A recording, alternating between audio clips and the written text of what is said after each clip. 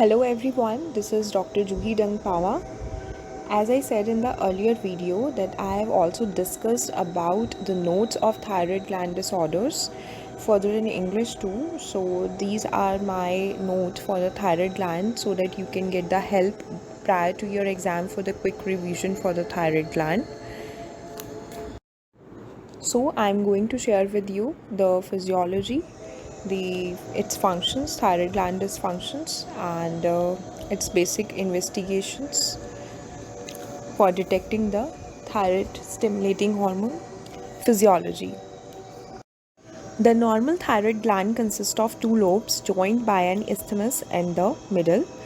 It lies in the anterior part of neck just below the thyroid cartilage. It is divided into pseudolobulars by fibrous septae.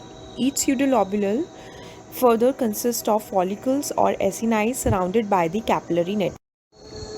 The follicles are lined by cuboidal epithelium and contains a protein called thyroglobulin. The thyroid hormones are synthesized and stored in thyroglobulin. Parafollicular or C cells present around the follicles secrete another hormone called calcitonin, which plays a role in calcium homeostasis. The thyroid gland synthesizes two hormones, T3 and T4, from iodine taken in the diet. The four steps involved in the synthesis of these hormones are uptake of iodine, formation of iodothyrosin, coupling reaction, release of T3 and T4. Functions of thyroid hormones. First, control the general metabolism by regulating the rate of oxidation and production of energy. Second, maintain the basal metabolic rate BMR of the body. They promote growth of body tissues and development of mental functions during infancy and childhood. Fourth, they sensitize the tissues to the action of endogenous catecholamines. Therefore, excess of these hormones lead to symptoms and signs of sympathetic stimulation characteristically seen in hyperthyroidism.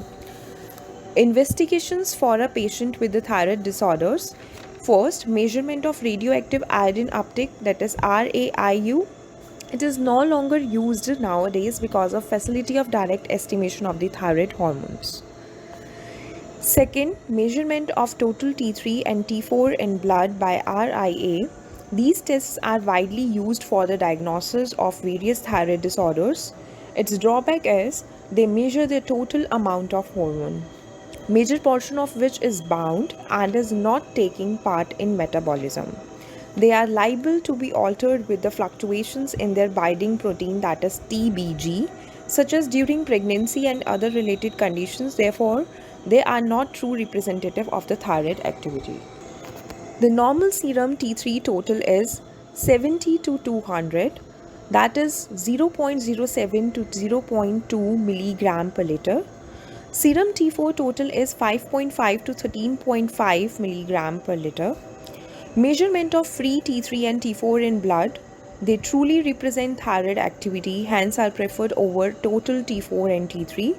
Normal serum free T3 is 1.0 to 2.6 nanomole per liter. Free T4 is 10 to 27 nanomole per liter. Estimation of TSH, that is the thyroid stimulating hormone, important parameter of thyroid disorder, tests the integrity of hypothalamic pituitary thyroid axis. High levels occurs in primary hypothyroidism, with the low T3 and T4, with the high TSH and with the high T4 inappropriate TSH secretion. High TSH shows increased level of TSH, that is in systemic illness, rarely in TSH secreting pituitary tumors, and causes the secondary hyperthyroidism. Whereas the low level of TSH with the high level of T3 and T4 causes primary hyperthyroidism and hypopituitarism, and the low or normal level of TSH with the low T3 and T4 causes the hypothalamic or pituitary dysfunction. Therefore, decreased level of TSH shows secondary hypo and hyperthyroidism both. Normal value of TSH is between 0.15 to 3.5 milli international unit per liter. Fifth, ultrasound of thyroid, helpful to measure the size, mass, and to detect shape and nodularity of thyroid, preferred when thyroid is enlarged. Sixth, thyroid scan. It is useful to detect hot functioning or cold non-functioning nodules in the thyroid in cases with single or multinodular goiter. So guys, this much for today's video. I hope some of my efforts will help you prior to your exams for the quick revision. If you like this video, please comment me in the comment section and don't forget to press the bell icon, like and subscribe button for the further notifications. Thank you.